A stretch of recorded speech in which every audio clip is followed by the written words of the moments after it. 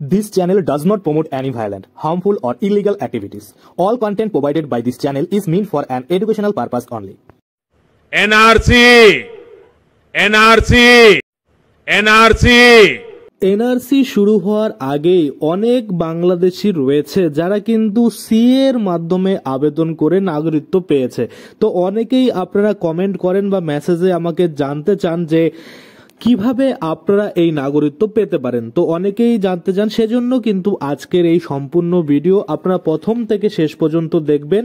আপনারা যদি বৈধভাবে, অবৈধ কিন্তু নয়, যেমন ভুয়োভাবে আপনি ভোটার কার্ড, আধার কার্ড বানিয়ে নিলেন, পাসপোর্ট বানিয়ে নিলেন যে আপনি নাগরিক হয়ে গেলেন, সেভাবে কিন্তু নয়। একদম অফিসিয়াল যে নিয়ম রয়েছে সেই নিয়ম মেনে একদম আপনি ভারতীয় যে নাগরিকত্ব সেটা কিন্তু পেতে পারেন অফিসিয়াল ভাবে। তো কিভাবে করতে হবে দেখুন, প্রথমত এখানে দেখুন অনেকেই অনেক রকম বলেন, যেমন দেখুন 1951 সালের কোনো ডকুমেন্টস লাগবে কিনা, আবার অনেকেই দেখুন 1971 সালের কোনো ডকুমেন্টস লাগবে কিনা।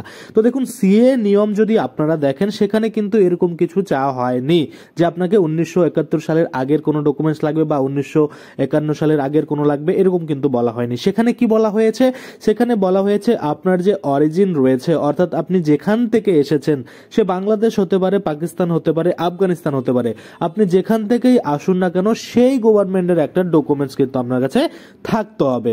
আরেকটা হচ্ছে ভারতীয় ডকুমেন্টস। আর এই দুটো ডকুমেন্টস যদি আপনার কাছে থাকে সেক্ষেত্রে কিন্তু আপনি সিএ এর মাধ্যমে নাগরিকত্ব পেতে পারেন।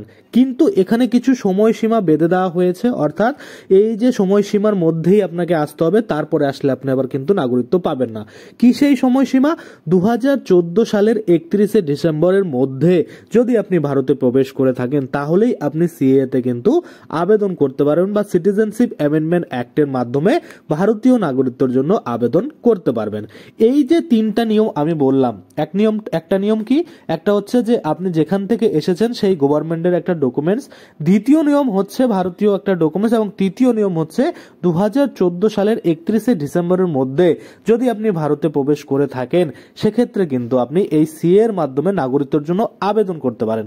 এবার আবেদন করলেই যে আপনি নাগরিকত্ব পাবেন বা পাবেন না সেটা কিন্তু তারা ডিসাইড করবে, বা তারা কিন্তু ভেরিফিকেশন করে যদি আপনি যথাযথ যোগ্য হন নাগরিকত্ব পাওয়ার জন্য সেক্ষেত্রে আপনাকে নাগরিকত্ব দেওয়া হবে, নতুবা কিন্তু আপনার যে অ্যাপ্লিকেশন সেটা কিন্তু রিজেক্টেড করা হবে।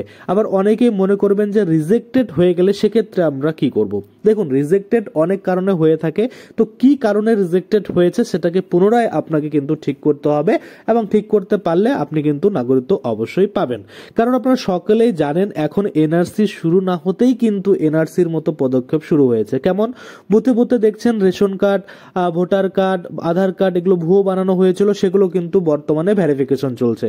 যেমন এখন মুখ্যমন্ত্রী মমতা বন্দ্যোপাধ্যায় নিজেই ঘোষণা করেছেন যে প্রত্যেকটা বুথে বুথে কিন্তু গিয়ে, অর্থাৎ প্রত্যেকটা বুথে প্রত্যেক বাড়ি বাড়ি গিয়ে কিন্তু এই যে ভোটার কার্ড রয়েছে, যেগুলো ভুতুরে ভোটার রয়েছে, সেগুলো কিন্তু খুঁজে বের করতে হবে, এবং সেই মতো কিন্তু কাজ ইতিমধ্যে শুরু হয়ে গেছে।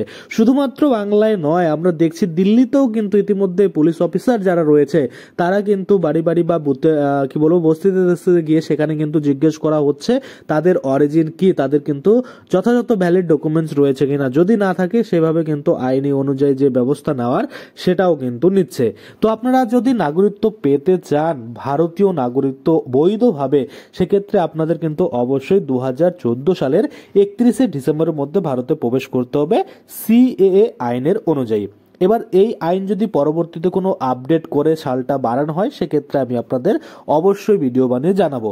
কারণ অনেকেই আমাকে কোশ্চেন করতে থাকেন যে দাদা যারা 2025 সালে যাবে এখন বর্তমানে, তারা কিভাবে নাগরিকত্ব পাবে। দেখুন, তাদের কিন্তু এখন নাগরিকত্ব দেওয়ার কথা বলেনি, যার জন্য আমি আপনাদের বললাম যে পরবর্তীতে যদি এই সিএ আইনে কোনো আপডেট আনা হয় আমি তৎক্ষণাৎ আপনাদের জন্য ভিডিও বানিয়ে দেবো, বা বিকল্প কোনো পদ্ধতি যদি দেওয়া হয় সেটাও কিন্তু আমি আপনাদের জন্য ভিডিও বানিয়ে জানিয়ে দেবো। তো সেই ভিডিওগুলো পেতে অবশ্যই আপনারা চ্যানেলটাকে সাবস্ক্রাইব করে পাশের বেল আইকনটাকে এনেবল করে রাখবেন। তাতে করে কি হবে, যখনই আমি ওই ভিডিওটা আপলোড করব সরাসরি আপনার ফোনে কিন্তু সেই ভিডিওটার নোটিফিকেশন চলে যাবে। তো আজকের জন্য ভিডিওটা এখানে শেষ করছি, ধন্যবাদ।